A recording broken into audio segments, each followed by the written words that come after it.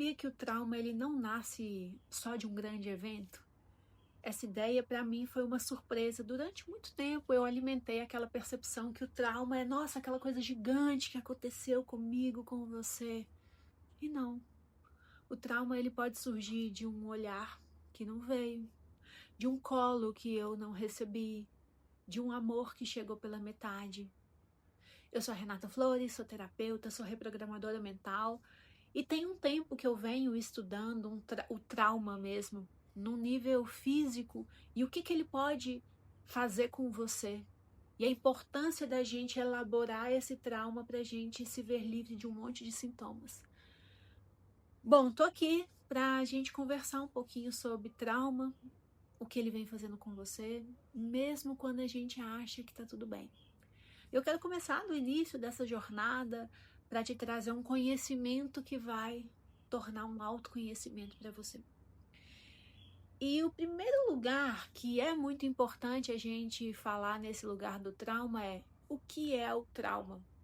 E eu trouxe a ideia do Gabor Maté, que é um médico canadense, que é super referência sobre traumas, né? Tem um documentário dele falando sobre isso, é um cara fantástico.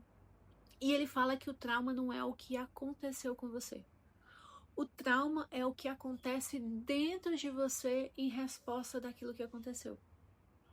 Ou seja, em outras palavras, o trauma não é um evento, não é a história, não é o tamanho daquilo, é como o seu corpo interpreta o evento que aconteceu.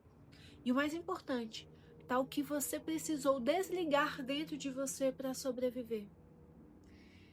E a gente vive num lugar que tem aquela cultura, né? Ah, vamos seguir em frente, bola pra frente, opa, supera.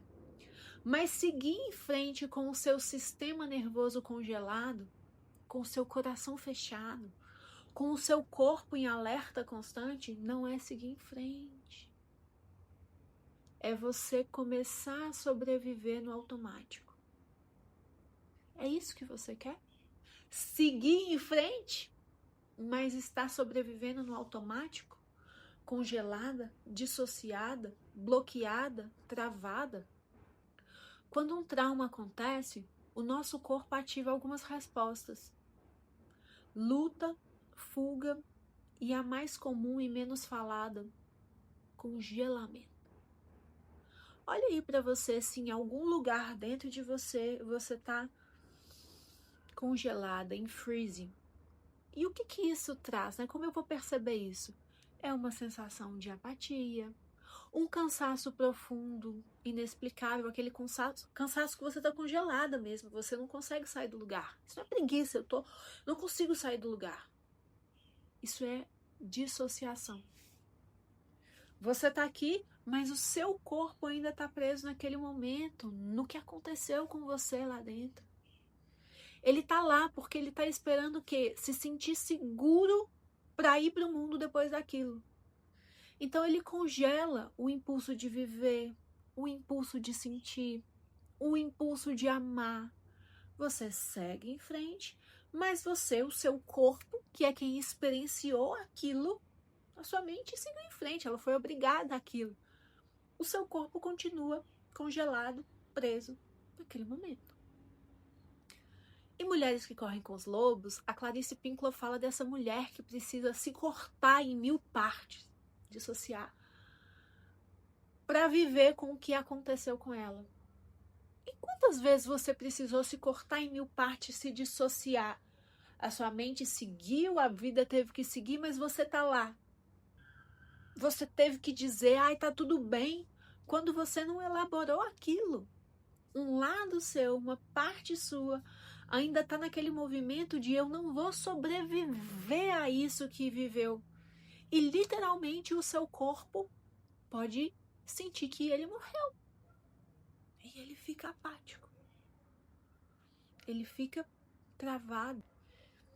E a gente pode estar carregando isso de um lugar que nem é da sua história.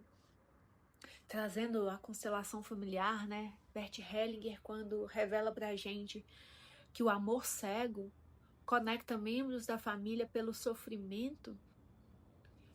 Esse congelamento pode vir dos emaranhados familiares, das suas lealdades inconscientes. Você pode repetir o fracasso amoroso da sua mãe.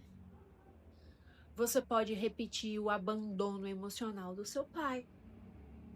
Ou viver uma vida inteira sem a permissão para prosperar, para pertencer à sua família. Tudo isso é um movimento traumático. O trauma pode ser coletivo. O trauma pode ser ancestral. E ele precisa ser reconhecido com amor para ser devolvido com consciência. E você não está traindo ninguém por se libertar. Você está curando a sua linhagem. Onde você está preso? No seu corpo? No seu sistema familiar? No coletivo que carrega esses traumas?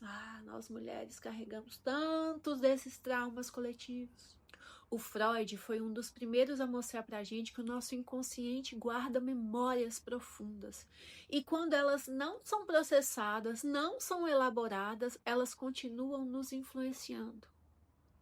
E quando essas memórias são traumáticas, o corpo revive aquela dor como se fosse agora, levantando uma bandeira de opa, perigo de vida, trava.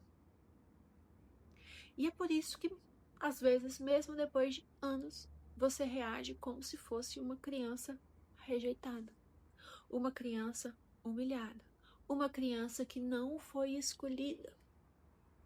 E vira aquela mulher traída, calada, repetindo toda aquela memória que não foi elaborada. As lembranças podem ser abafadas pela mente racional, mas o corpo não esquece.